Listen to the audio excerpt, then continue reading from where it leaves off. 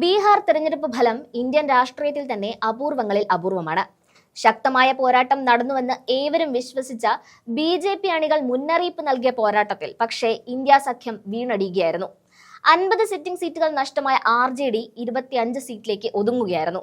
അത്രമാത്രം തിരിച്ചടി ലഭിക്കാൻ എന്ത് തെറ്റായ നടപടിയാണ് തങ്ങളുടെ ഭാഗത്തു നിന്ന് ഉണ്ടായതെന്ന ചിന്തയിലാണ് ആർ.ജെ.ഡി നിൽക്കുന്നത്. ഇതിനു പിന്നാലെ സ്വകാര്യ ഏജൻസികളെ കൊണ്ട് നടത്തിയ പ്രാഥമിക അന്വേഷണത്തിൽ ചില ഞെട്ടിക്കുന്ന വിവരങ്ങളാണ് ആർ.ജെ.ഡി കണ്ടെത്തിയിരിക്കുന്നത്. ഈ തെളിവുകളുമായി സുപ്രീം കോടതിയെ സമീപിക്കുമെന്ന് ആർ.ജെ.ഡി നേതാവ് തേജസ്വി യാദവ് പറയുന്നുണ്ട്. ആദ്യം നടത്തിയ അന്വേഷണത്തിൽ ലഭിച്ച ചില നിർണായക വിവരങ്ങൾ ആർ.ജെ.ഡിയുടെ മുതിർന്ന നേതാവ് ജഗന്നാനന്ദ് സിംഗ് പങ്കുവെക്കുന്നുണ്ട്. ചില ഞെട്ടിക്കുന്ന കാര്യങ്ങളാണ് അന്വേഷണത്തിൽ കണ്ടെത്തിയിരിക്കുന്നത്.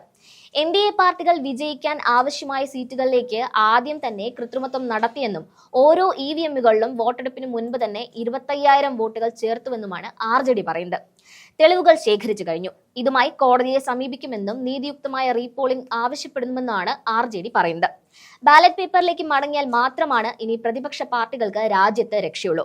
ഇലക്ട്രോണിക് വോട്ടിംഗ് മെഷീനുകൾ പൂർണ്ണമായും ഹൈജാക്ക് ചെയ്യപ്പെടുന്നുണ്ടെന്നും അതിനെ സാധൂകരിക്കുന്ന തെളിവുകൾ ലഭിക്കുന്ന മുറയ്ക്ക് സുപ്രീം കോടതിയെ സമീപിക്കുമെന്നും ആർ.ജെ.ഡി അടിവരയിട്ട് പറയുന്നുണ്ട്. നേരത്തെ വോട്ടെണ്ണലിന് തൊട്ടു മുൻപ് ചില കേന്ദ്രങ്ങളിൽ നിന്ന് ഇ.വി.എം ലോറിയിൽ കയറ്റുന്നതിന്റെ വീഡിയോ ആർ.ജെ.ഡി പുറത്തുവിട്ടിരുന്നു.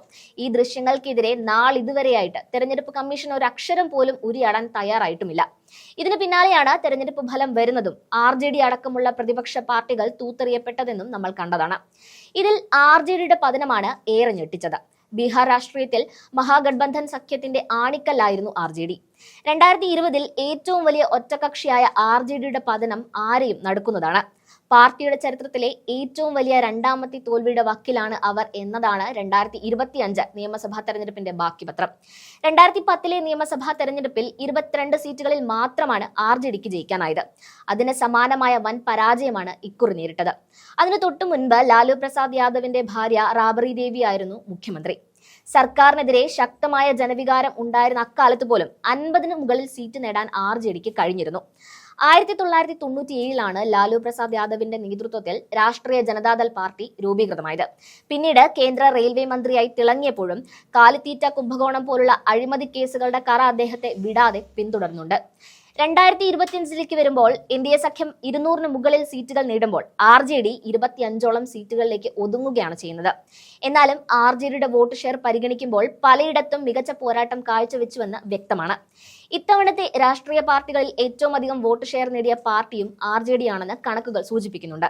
2025 നിയമസഭാ തെരഞ്ഞെടുപ്പിൽ ബി.ജെ.പിയുടെയും ജെ.ഡി.യുവിന്റെയും വോട്ട് വിഹിതം താരതമ്യപ്പെടുത്തുമ്പോൾ രാഷ്ട്രീയ ജനതാദൾ കൂടുതൽ വോട്ട് വിഹിതമാണ് നേടിയത്. എന്നാൽ ഫലത്തിലേക്ക് വരുമ്പോൾ വിജയം 25 സീറ്റുകളിൽ മാത്രമായി ഒതുങ്ങുകയും ചെയ്യുന്നുണ്ട്. ബി.ജെ.പിക്ക് 89 സീറ്റുകളിലും ജെ.ഡി.യുവിന് 85 സീറ്റുകളിലും ജയം നേടാനായി.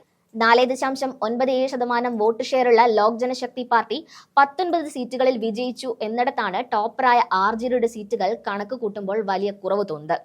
എൻ.ഡി.എയുടെ രാഷ്ട്രീയ പാർട്ടികളുടെ മാത്രം വോട്ട് ഷെയർ എം.എൽ.എ സീറ്റുകളായി മാറുന്ന വൈരുദ്ധ്യം നിറഞ്ഞൊരു കാഴ്ചയാണ് ബീഹാറിൽ കാണാനാവുന്നത്. കളി തുടങ്ങുന്നതിന് മുൻപ് വിജയിയെ പ്രഖ്യാപിച്ചാൽ അതിൽ എന്ത് ജനാധിപത്യമാണുള്ളത്? കോൺഗ്രസ് എം.പി മാണിക്യം ടാഗോറിന്റെ ചോദ്യവും രാജ്യത്ത് മുഴങ്ങി കേൾക്കുന്നുണ്ട്.